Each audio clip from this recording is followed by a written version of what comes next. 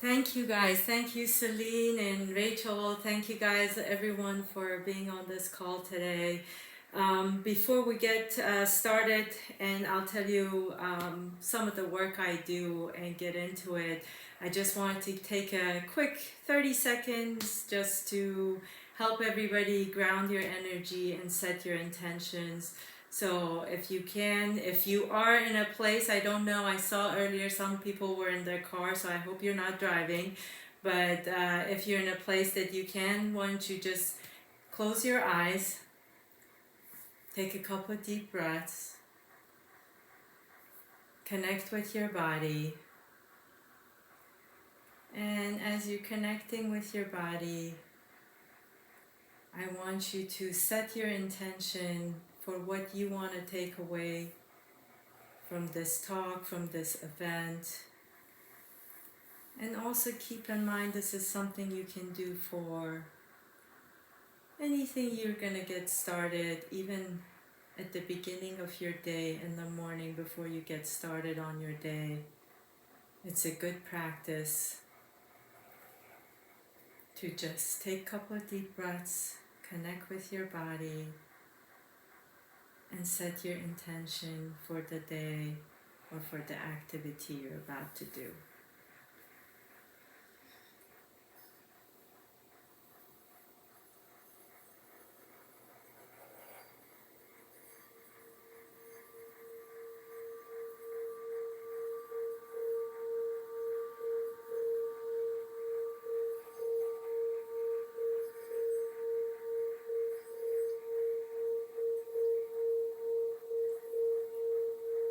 Just keep your focus on your intention and what you like to receive.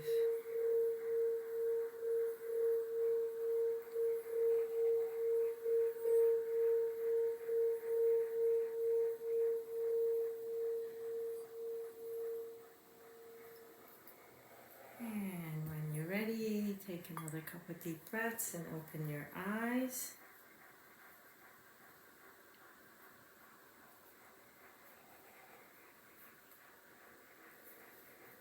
So thank you, Celine. Thank you, everybody, for being here. Thank you for that introduction. I know that was a lot of words popping about for me, just ways for me to identify myself so people can find me and get the help they need. But most of the work I do is with helping people release their past traumas, and which is a lot of the causes for triggers that we have on a daily basis, and releasing, healing those traumas gets them to a place that they can love themselves, love the life they have that they're leading, and being able to connect to people. So that's basically the nuts and bolts of what I do. But there are a lot of things that you guys can do on your own, and that's what I'm here to talk about. So the main thing is understanding we all get triggered, and throughout the day, depending again on what's happened to you in the past, there's anger, sadness, fear, all those things that are triggering us, and we sometimes, that's why I like the emotion wheel, we don't even know where it's coming from or what's happening. So to be able to understand your own stressors and your own triggers, it's really important, and that's where mindfulness and self-awareness comes to play. I know in our modern world with using meditation more as a relaxing tool, but which is good, which is great. I hope everybody has their own favorite meditation that they do, but more importantly, the origin of meditation was mindfulness, which is awareness. Mindfulness of your body, mindfulness of your surroundings, your environment, but also mindfulness of your own emotions, thoughts, habits, behaviors, and actions. Now, when you become aware of those trigger points and your behaviors and actions, it gives you an opportunity to see it and then remind you that you have a choice in that. And it takes practice. This is not something at the beginning, you're going to pick up, oh, I'm sad or I'm afraid and I have a choice, because everybody's, again, on an autopilot and usually goes to, well, I don't have a choice. So even that, when you go to a place, I don't have a choice, let that be an indicator that yes, there's always a choice, even though I might not be seeing it right now. What is that choice? Because seeing those choices, combination with the awareness of those emotions, are going to help you and lead you to a place that you can choose better habits, better emotions, better techniques that are right for you. And keep in mind, what is right for you may not be right for your friend, your mom, your dad, your husband, your brother, your best friends, your kids. It's different. We're all different. We're all unique individuals. So keep reminding of yourself of that as well, that you're a unique being and how you process things is very different than the other people. But some of the techniques I wanted to give you in terms of awareness and sort of mindfulness in your daily practices is your daily activities. As you're brushing your teeth, that could be a mindfulness practice. Just bringing your attention to the brush bristles against your teeth or your gum. Just how does it feel? Am I getting all the teeth clean? How does it feel on my gum? Just simple things like that. When you're in the shower with the water, actually, that's very healing and soothing. Reminding yourself again that first of all, if you have running water, that's something to be grateful.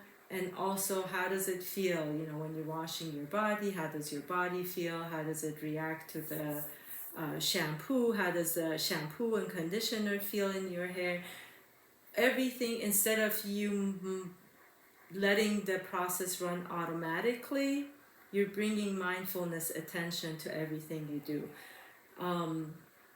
One of the big ones that I give to my clients and to people is with cooking and drinking and eating. Especially eating and drinking, that always gets you to even eat less or eat the things that are good for your body and you need it. So nutrition wise, also you get into a habit. So the way you do, let's say you're eating, first of all, checking in with your body and seeing what feels good to me, what does my body enjoy right now. For example, if you're even wanting, let's say you went to get a snack and you wanted a fruit. Okay, what are my choices? I have apple, banana, and orange. Picking those things and seeing, okay, which one actually feels good to me. My body reacts. And it takes practice, but you're going to see a difference. Your body's going to react differently to each one. And let's say you got an orange. So bringing your attention, your awareness to the orange, first of all, as you're holding it, how does the skin feel? As you're peeling it, my son uses his hands and fingers. I like to cut it with a knife and then open it up. Whichever way you do it, doing it slow enough that you're bringing attention to how does it feel again in your hands, the smell that's coming out as you're peeling the orange, the juices coming out, and then once you've peeled it again, as you're holding the orange, each bite should be a mindfulness exercise. As you're putting it in your mouth, you're slowing down, feeling the texture, feeling the taste, seeing how your body reacts to it. And if you incorporate this again with your meals as well, as you're sitting down to eat dinner, first of all, again, bringing gratitude and love to the things you're doing as part of this as well. For example, as you're eating, consider what it took to bring that food to your table. If it was a food that you purchased, again, somebody had to, all those ingredients came from a place. And to get those ingredients into the person's hand that was cooking it, that person that cooked it, the delivery people, the truck drivers, all of it, even the nature, the sun, the rain, the ground that was needed to just bring that one meal. We get so bogged down, just we eat our meals quickly and we don't take time to see what it took to bring that one meal in front of you. Even if you cooked it, even better, the time it took for you to buy those ingredients and bring it together and put it all together. So take time each time to think about all that, and that by itself brings more gratitude and love to the food that you're about to eat.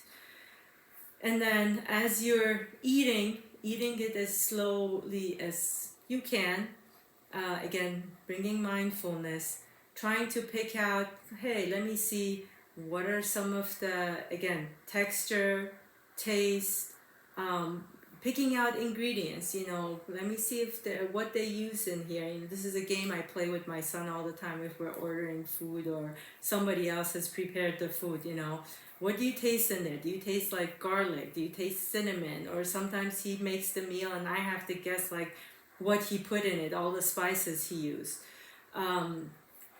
All of that is to slow you down, bring your awareness back to yourself, back to your body. And once you do that, then it brings more of gratitude and love to your everyday life.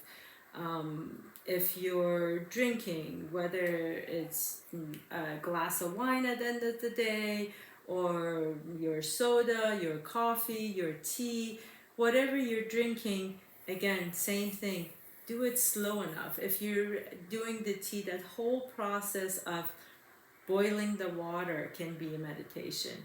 You're putting the water, the tea bag, just watching the water turn color, the smell, if you're putting honey in there or your sweetener, and then every sip should be that of, let me see how my body reacts to this and how my body enjoys it. And again, once you connect with the food and drinks, it's going to get you to be more mindful and get you in a better place. I'm going to go quickly. The other parts of this was the, we mentioned social beforehand, social relationships. For relationships, I want you guys also to consider one of the key important things is that we're always in a place of wanting to protect ourselves, so that's why a lot of relationship issues come about. So when you are having anxieties, just remind yourself to get back in touch with your body. If you need to speak to someone, speaking from your I place, that's always a way that you can communicate with other people, because it's from your perspective on how you're feeling, what you're needing, what you're desiring, and reminding yourself that everybody's perspective, again, is different. We're all unique. And when you're looking at something, I always use this example, is that if I hold this up, what you're seeing, if you're going to describe what you're seeing, is going to be completely different than what I'm seeing.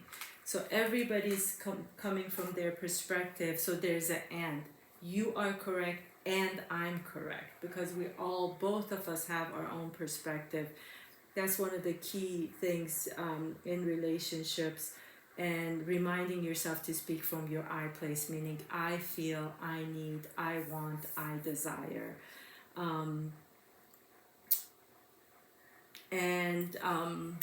I forgot what the next slide is, but I was going to go into the nature.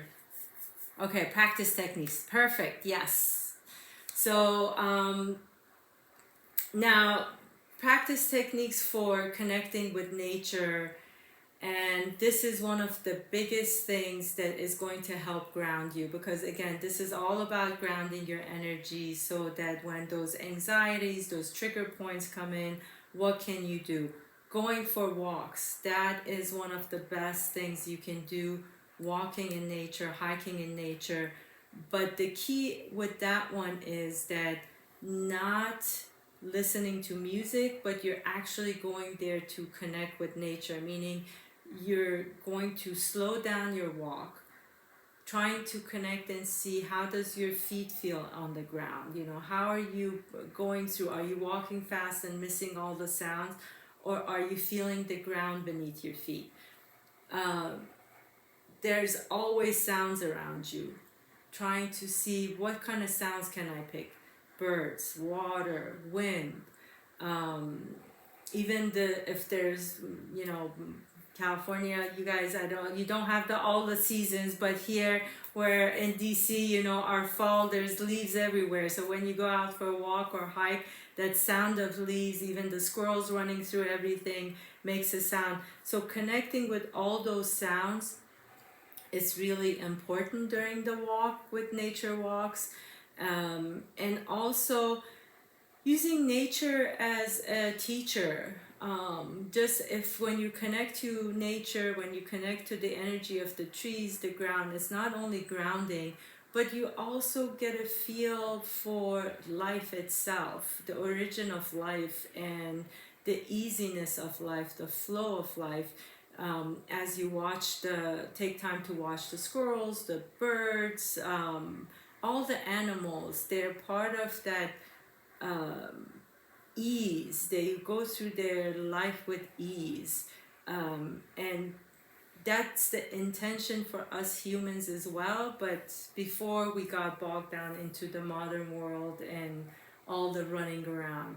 So again, once you start noticing the nature around you, gets you the opportunity to also ground yourself. But a quick technique to ground yourself if you are anywhere close to nature, outside, is to take your shoes off, just plant your feet, even with socks, it's okay. Put your feet on grass, on sand, anything like that, even dirt. It's gonna quickly, in a minute or two, you're gonna see all that energy is gonna come. You're gonna feel so much better. If you can't take your shoes off for whatever reason, putting your hands in something that's related to nature, again, putting your hand on the ground, in the sand, whatever it is that you have near you that you can connect to, those are all quick methods to bringing the energy down and grounding yourself. And part of connecting with nature also, it's a gratitude and love exercise. And one of the practices I give to all my clients is that as you wake up every morning,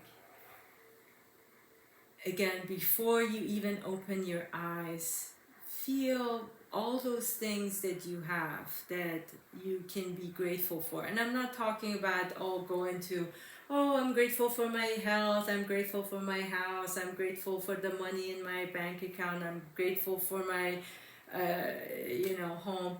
But more important, fun stuff. As you're waking up, you had a good night's sleep, your pillow. I'm grateful for my pillow. I love my pillow. Thank you, my mattress. Oh my God, I feel so good sleeping on my mattress. Thank you, my blanket. I love my blanket. Be silly, have fun with this exercise, and expand on it. Your phone, everybody nowadays, your phone. Every morning I get up and say, I love my phone. Thank you, my phone. I do my emails, my clients, everything. Without my phone, I don't know what I would do. My car, the food that is in the kitchen, everything is an opportunity to be grateful and say I love you to your body. Your machine in this lifetime, this machine that carries you, does everything without any need for you to interact. With our emotions and all those triggers, actually, we're putting things on it, and it's still functioning by itself. Your heart is beating by itself. Your brain is functioning by itself. The blood is flowing by itself. Breathing, lungs, all those things, opportunities for you to be grateful and love. I love my lungs. Get up in the morning. I love my lungs. Thank you. I get to breathe today. I love my eyes. Thank you. I get to see this world today. Even, silly stuff. I love my eyebrows. I love my eyelashes. I love my lips. I love my teeth. I love my fingernails. Thank you. And if the outside stuff triggers you, a lot of people don't like the way they look, then go on the inside stuff. I love my pancreas. I don't even know what the heck you're doing, but I know you're doing something, you're functioning. I love you. I love my intestines. Oh my God, if my intestines didn't work, it would be such a bad day. I love my bones. So all these things, use it every day to bring gratitude and love, not just to the things around you, but to yourself, for yourself. And when you're out in nature, you can do the same thing. Just putting your hand on a tree, I love you. I'm grateful for this tree. It's part of the helping our environment with oxygen, cleaning the air, all those trees. You guys next to the beach, water, the biggest thing that you can be grateful for. So, but it's a matter of pausing, connecting, and reminding yourself that there's so many things in your life that you can connect to and be grateful for. And once you start that flow of love and gratitude, then it gets easier to extend it to the people around you, to your life, and other things that we have. Any questions so far? Any comments, questions?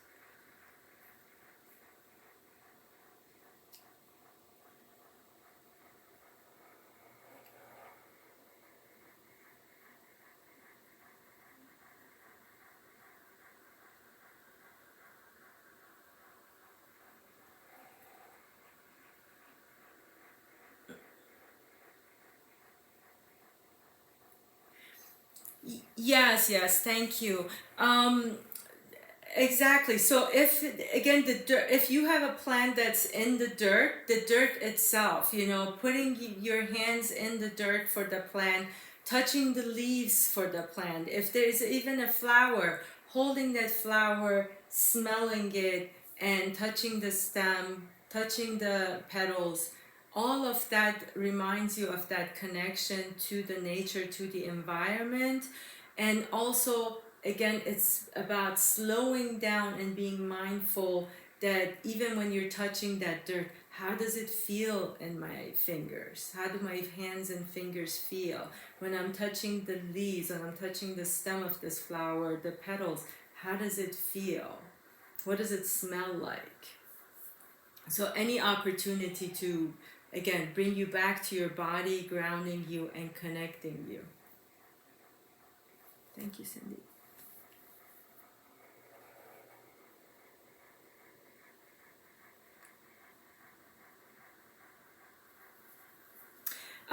Next, I was gonna do the grounding. I have a really good grounding meditation, and I'll break it in parts to tell you what you can do again quickly. Again, when you're triggered with anxiety or just a stressful day, if there's anxiety and fear happening, either holding your thumb or holding both your thumb and your index finger, and you gotta feel it sort of and see which hand feels better. Sometimes holding the left hand feels better, sometimes the right hand. And you're gonna hold it for about 3 minutes, 2 to 3 minutes, and you're gonna focus on your breathing. And as you're breathing, you're gonna just remind yourself, all is well. Even right now, if you want to do it for a couple of, we're not going to do it 2-3 minutes. I don't think we have time with the other activity I have, but just repeat like 5 times. All is well. All is is well. Keep your eyes, if you can, keep your eyes closed. All is well. I'm safe. All is well.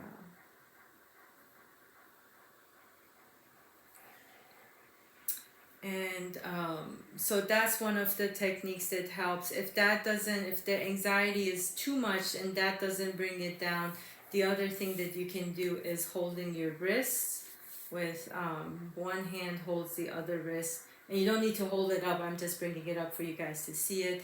But again, same thing, you're gonna just breathe for 2-3 minutes and you're gonna keep repeating, I'm safe, all is well.